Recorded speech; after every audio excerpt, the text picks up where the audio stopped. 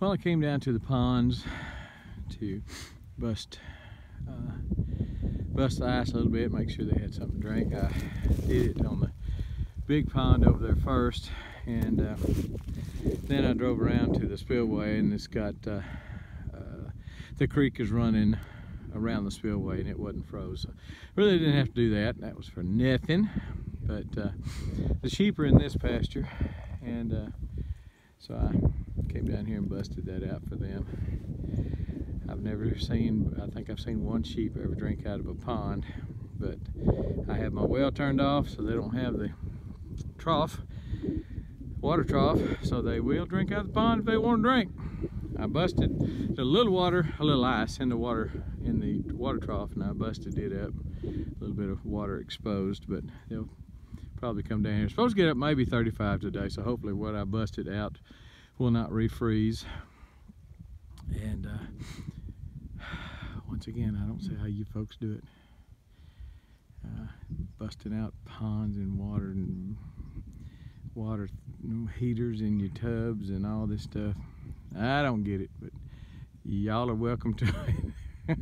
Y'all northerners.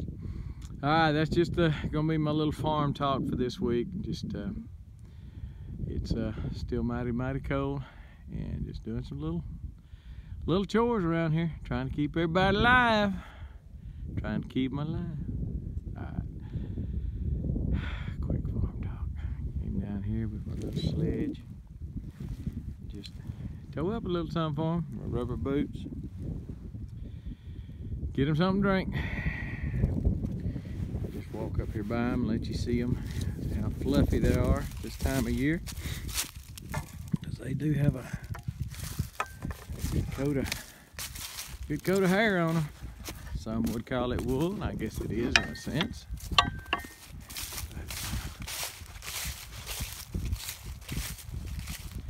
You know, they don't eat much. They really don't. That hay roll's been out here for over a month, and they just hadn't eaten hardly any of it. The one on the left there is female, hopefully bred. I didn't see it, but hopefully. The other one's a younger female, may be bred. She's a little young, but she may be bred. And there's the male. I only kept 3, 2 girls and a boy, but I think they look pretty good. This one, the one on the right is a little short and stubby for my concern. I like them a little longer, like that one in the foreground there. Anyway, and that's him. He's doing pretty good. And he jumps up on top of the hay roll, and I need to put a ring on it. I've got one. I just hadn't put one on this. Put one on the cow hay, but not on this one.